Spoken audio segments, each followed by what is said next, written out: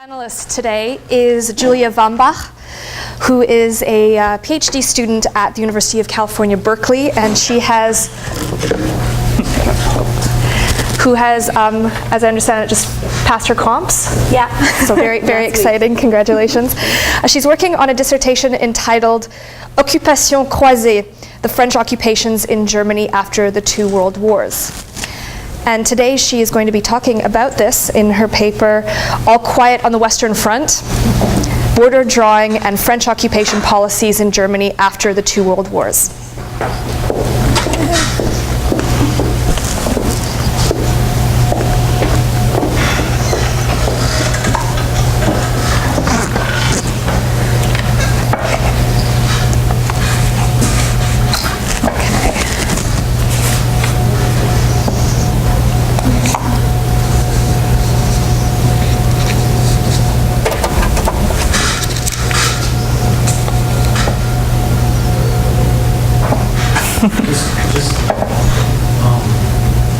Is it there? I'm not sure if it's there. It's recognized, but you may have to open the documents.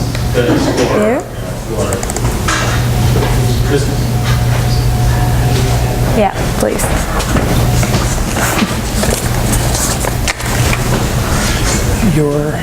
This one, yeah? I think so. Yes. Thank you.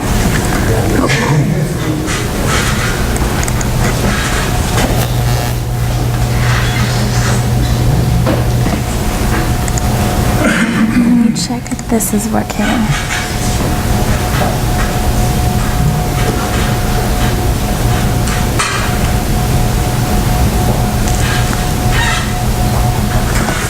Okay.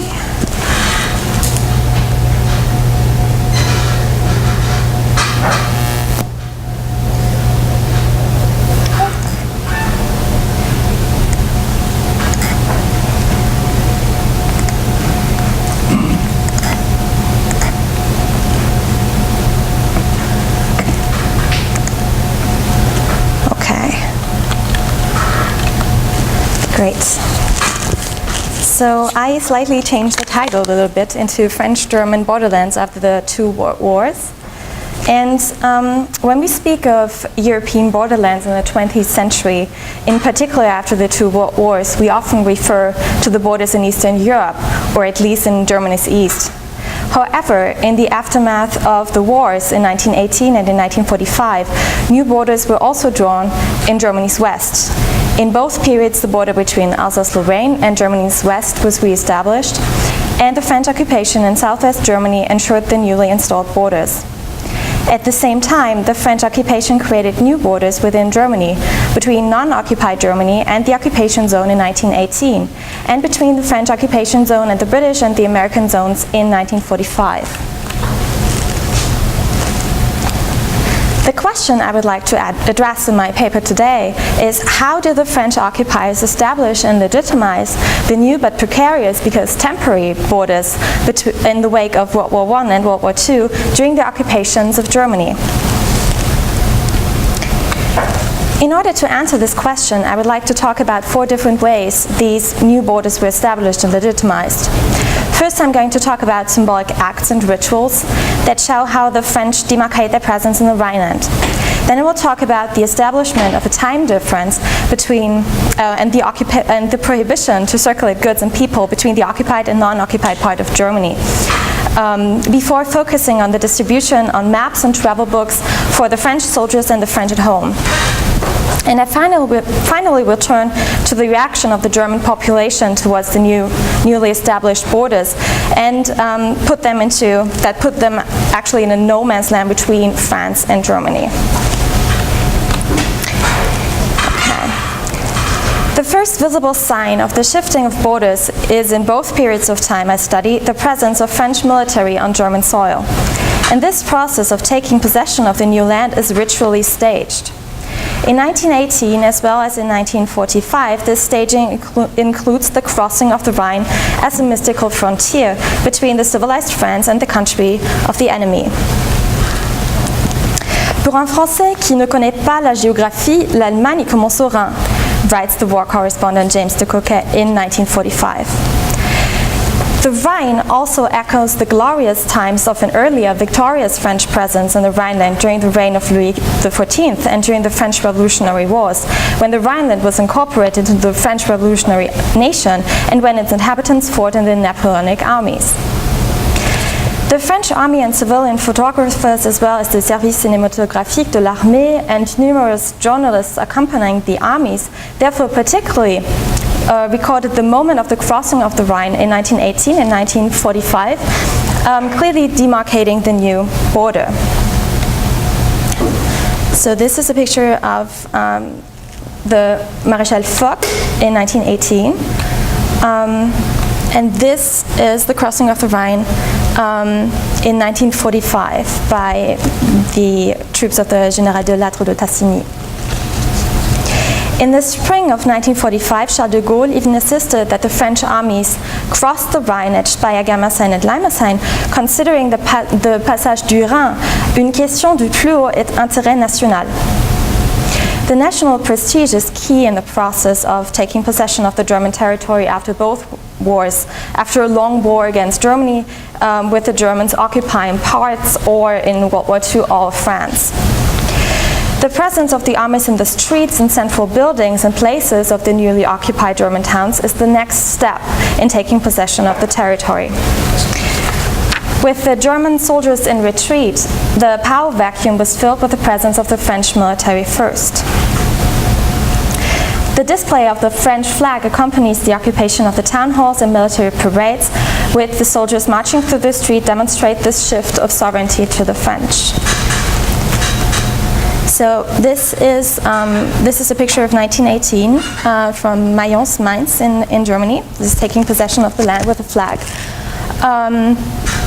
And this is a picture of Karlsruhe in 1945. So you see it's more or less the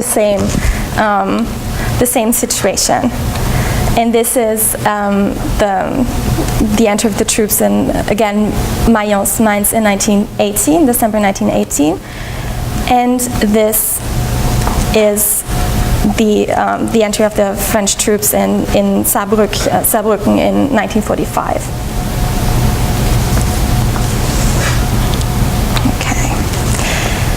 In addition to the visible signs of the shift of sovereignty and the taking over of the French authority over the newly occupied territories, the French occupation of the left bank of the Rhine affected the daily life of the German population by change of time and the stop of circulation of people and goods, especially in the armistice period of 1918-1919.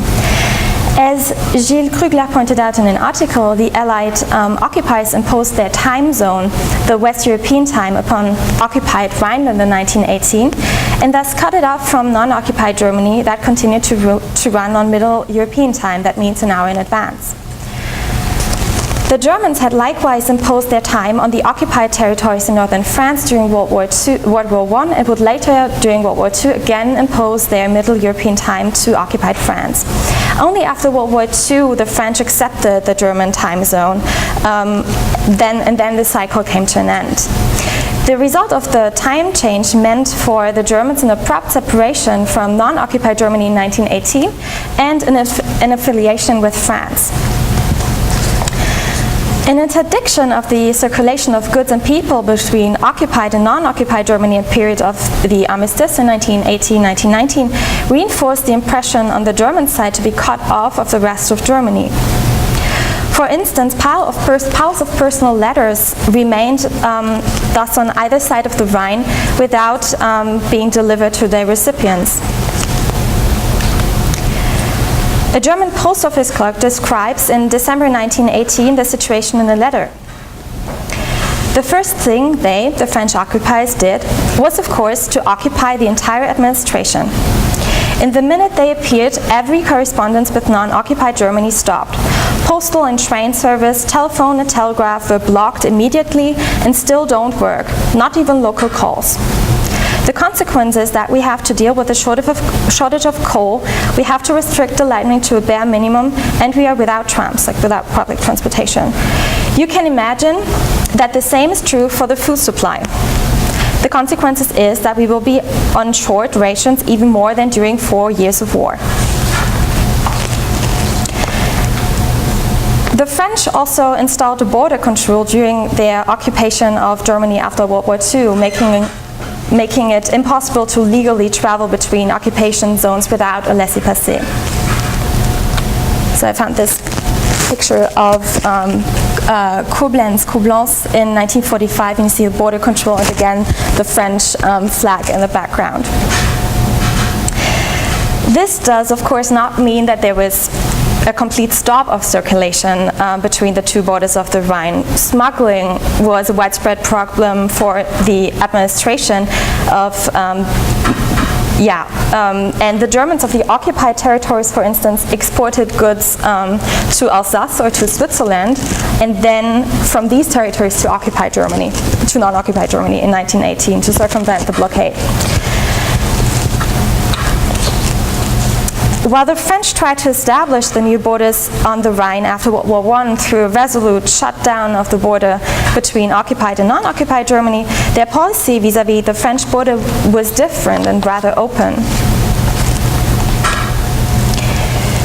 The French journals in 1918 published maps that show the new borders, interestingly discussing the course of earlier French borders in the region, referring back to the glorious times of Louis XIV and the French Revolution, thus legitimizing the French presence in the Rhineland after World War I, and maybe even preparing for a possible annexation of the occupied territories that was always in between. And I think this is really interesting, and I hope you can see that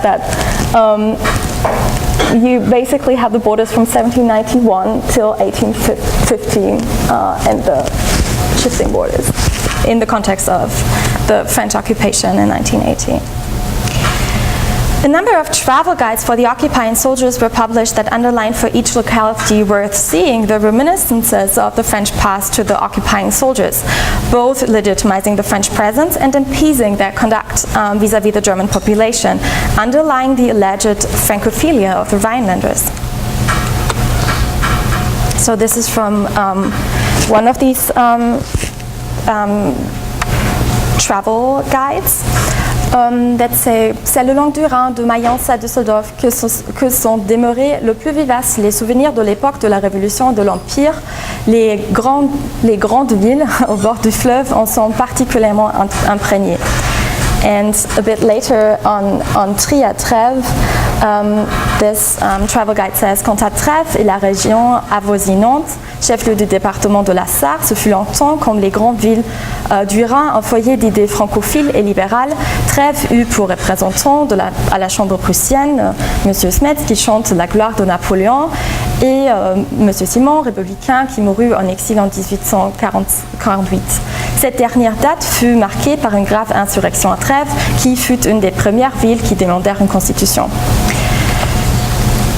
And even Paul Tirard, the head of the French civilian Inter-Allied Rhineland Commission, who writes a book on the Rhineland occupation in 1930, at the end of his mission, includes a big chapter on the French past on the Rhine and a picture that shows him with the British General Allen in front of a tape history that shows the crossing of the Rhine by Louis XIV. After World War II, the reference point seems to be, to a lesser degree, these older borders, but the German Siegfried Line. And I hope this is working. I brought an extract from Actualité Française, which is created by the French Ministry of Defense. That shows this.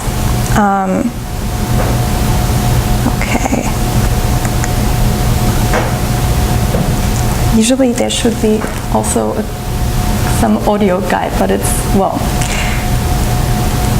you can see the pictures. So this is basically what I want to show here is the shifting of borders between, so General de Gaulle visits occupied Germany and liberated Alsace. And this is the Alsatian part. So he greets the Alsatians. And then the shift is again back to Germany, and we see this. This is Freiburg.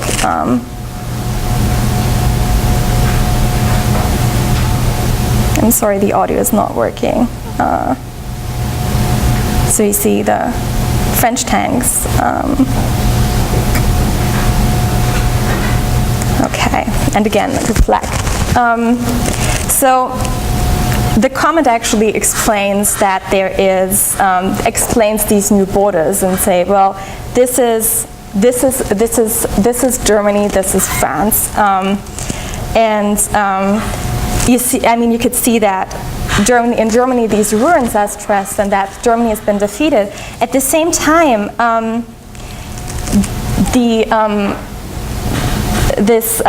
comment gives hope for a future collaboration between France and Germany, and calling the secret line, if you've seen at the beginning, orgueilleuse et inutile. Donc there's basically there's always the two things. It's on the one hand side we're occupying, on the other hand side, well, there is some chance that we can get along. This is in 1945.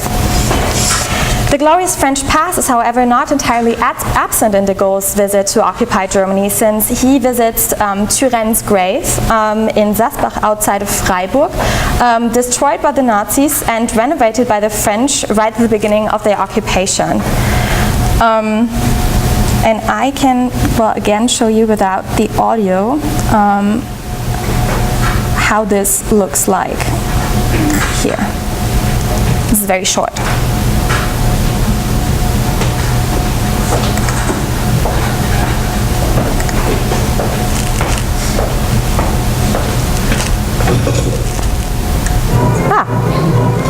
Perfect. Thanks.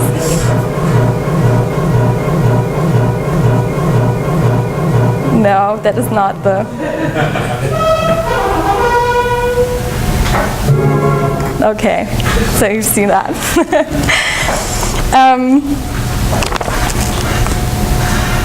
Let's go back here to the presentation.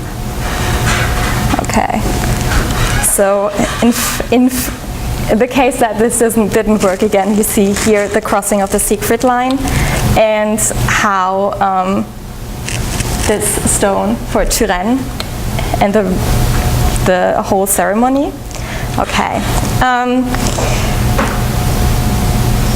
Okay, and I also found this picture of a French tank with the inscription Austerlitz 1805, referring to the victorious Napoleonic armies. So again, these references to the glorious French past.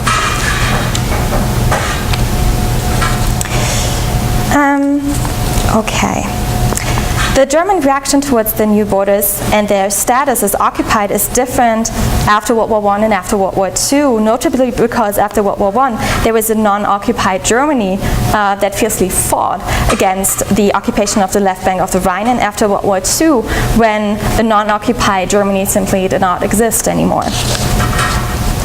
However, both in 1918 and in 1945 the new borders left the occupied Germans in a no man's land in neither France nor Germany. So the woman I already cited, who worked for the Postal Service, wrote a letter to her friend Edith called, so entitled Wiesbaden in No Man's Land. And then she says, you're surprised by the place name. Maybe you are even smiling. Don't smile, because I'm very serious about it. Is there still Germany we here on the Rhine can belong to? The French occupation adds us to France in any case, because if someone asks for a travel permit to go outside of the occupied territory, then he gets to hear, what do you think? You cannot drive from France to Germany just like that. But we do not want to belong to France, and we still do not abandon the hope that out of the ruins of our beloved German Empire, one can eventually build a Germany we can also be part of. But until then, we are in no man's land. After World War II, the Germans had no point de repère to build up a national feeling of belonging. But after World War I, they could rally to their compatriots on the right bank of the Rhine against the French invader, reinforcing an unprecedented feeling of national belonging. So, again, Margaret, this post office clerk, writes, in 4 months, the French have Germanized here more than the Germans in 40 years. I also found out that in this context, the French expulsed German officials who caused trouble or risked causing trouble in occupied Rhineland to the other side of the Rhine, like they actually did with the Germans in Alsace after World War I. And I don't know if this is a massive phenomenon. I found two examples of this. One was the expulsion of a monarchist mayor, and the other one was a socialist. They were both expulsed to the right bank of the Rhine in order to prevent an uprising against the French occupation. Okay, to conclude. An occupation is a difficult balance between a temporary shift of fronts during a war and a permanent annexation. The annexation of Alsace-Lorraine after the wars posed problems, but at least the borders of Alsace-Lorraine were permanently fixed at the end of the war, unlike the occupation, which only meant a temporary shift of borders.